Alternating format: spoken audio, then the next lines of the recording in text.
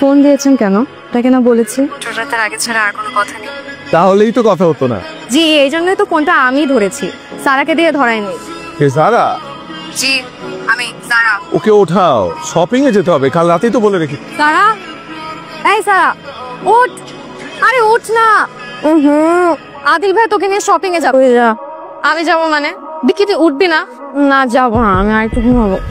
সারা এবার থেকে ঘুমা। হ্যাঁ তোমরা কোথায়? আমি তো পার্কিং লটে। আমিও তো পার্কিং। কি ব্যাপার এখানে কেন?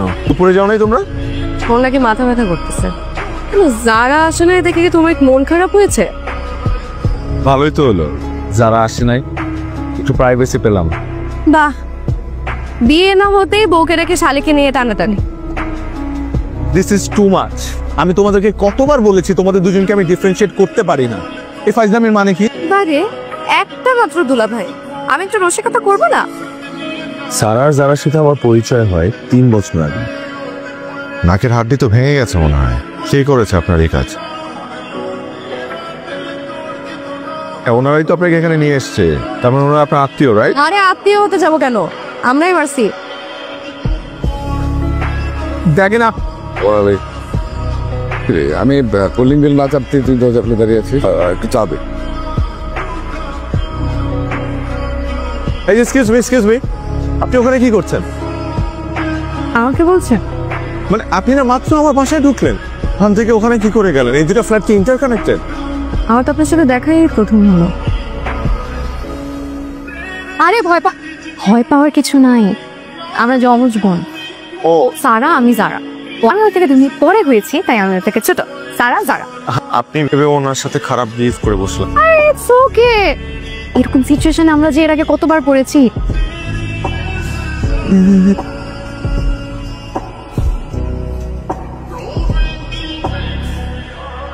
কোথাও যাওয়া হয়েছিল এই সাত সকালে? শুনতে পাই নাই। সারা তোমার সাথে আমার কিছু কথা আছে। সারা না, আমি জারা। সরি। শুনেন, আমি সারাই।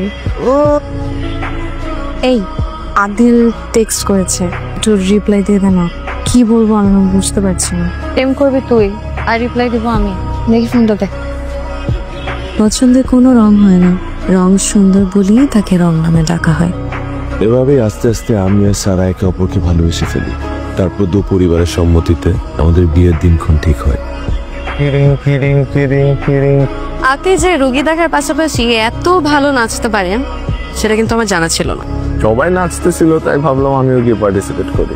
সবাই যখন নাচছিল তখন কিন্তু আপনি পার্টিসিপেট করেননি। যেই যারা স্টেজে যে উঠলো সাথে সাথে আপনি চলে গেলেন। তুমি কি জারাকে নিয়ে একটু জেলাস ফিল করো নাকি?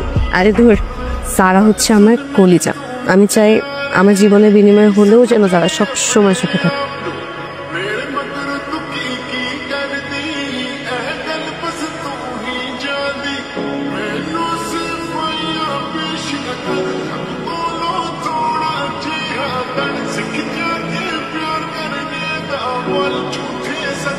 ছেলেটার মুখের দিকে তাকাইতে পারতেছি না। ছেলেটার দিকে দেখলে মনে হইতেছে ছেলেটা বাইচাও মরে গেছে।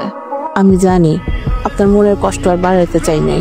আপনি অনুমতি দিলে কথাটা একটু বলি। বলেন। সারা তো আর এই দুনিয়ায় নাই, ওকে তো আর ফিরাও আনতে পারবো না। কিন্তু আমার মনে হয় আমরা যদি যারার সাথে আদিলের বিয়েটা দেই তাহলে আদিল সুস্থ হয়ে যাবে, আর আমরা সবাই মানসিকভাবে শক্তি পাবো। এই ব্যাপারে আমি সিদ্ধান্ত দিতে পারবো না। যারার সাথে একটু আলাপ করে নিই, তারপর আপনাকে জানান। আপনি জানেন আপনার মা যে আজকে আমাদের বাসায় আপনার আর আমার বিয়ের প্রস্তাব নিয়ে গেছে? কি হলো, কথা বলছেন না কেন? আমি ওপর কাকে কি বলছি? আপনার মা তো আপনার সাথে কথা না বলে এত বড় ডিসিশন নেওয়ার কথা না, তাই না? সেই মানুষটা সারা স্মৃতি নিয়ে সব জায়গায় ঘুরে বেড়াচ্ছে, অথচ সেই মানুষটাই সারা মারা গেছে 2 মাস হয় নাই, এর মধ্যে বিয়ের বিয়েতে বসার জন্য পাগল হয়ে গেছেন। এই যে হ্যালো, আমি আর আমার বোন একরকম হলেও না আমরা কমপ্লিটলি দুজন ডিসটেন্ট 2টা মানুষ। আপনি সারাকে এত তাড়াতাড়ি ভুলতে পারলেও আমি আমার বোনকে কোনোদিন ভুলতে পারবো না। তাই আপনিও আপনার মাকে খুব ভালো করে এটা বলে দিবেন যে ফার্দার আমাদের বাসায় যেন এরকম উল্টাপাল্টা প্রস্তাব না নিয়ে আসে। ভাবতেও অবাক লাগে বোনটা এরকম একটা মানুষকে ভালোবেসেছে। আপনার সামনে সারা ছবি মানানো।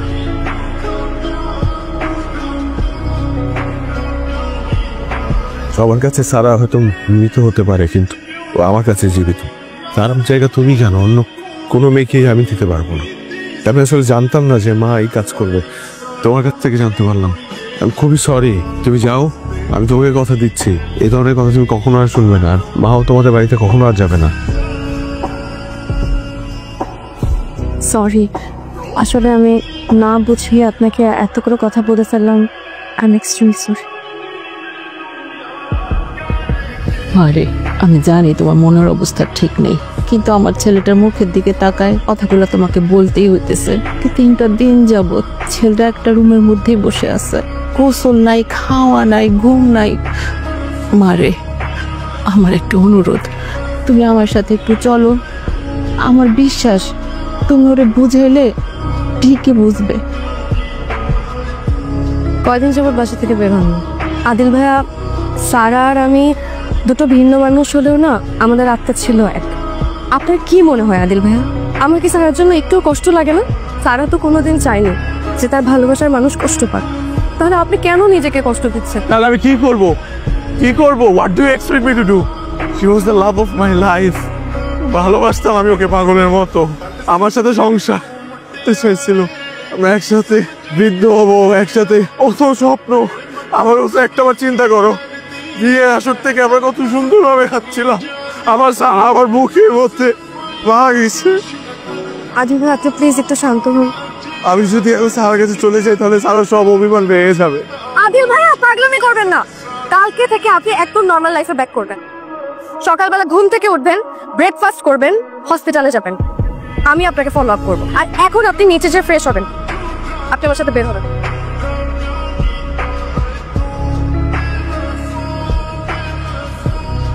এখন লাঞ্চ টাইম, রুগী দেখা বন্ধ।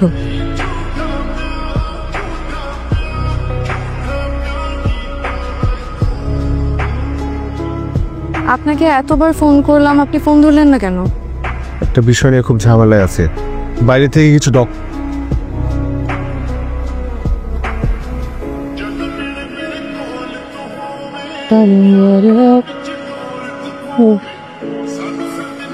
সারা,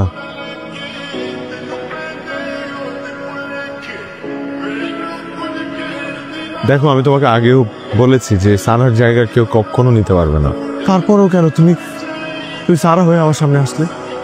বিশ্বাস করেন, আমি সারা হয়ে আপনার সামনে আসতে চাইনি। আপনি তো এটাও ভুলে গেছেন যে আজকে আমার আর সারার জন্মদিন। সকাল থেকে সারার কথা খুব মনে পড়ছে, তাই শখ করে সারার হাড়িটা পড়লাম। সরি সরি বললে কি সবকিছু সমাধান হয়ে যায়? আপনি তো সারার জন্মদিনটাও মনে রাখেননি। আপনাকে এসে বলবো উল্টো আপনি আমাকে। আমি না সব সময় স্পেশাল দিনগুলো খুব স্পেশাল ভাবে ভুলে যাই, এই কারণে সব সময় সারা আমাকে বকাঝকা করতো, কানে ধরে উদ্বস করাতো। এখন কি তুমিও আমাকে কান ধরে উদ্বস করাবে?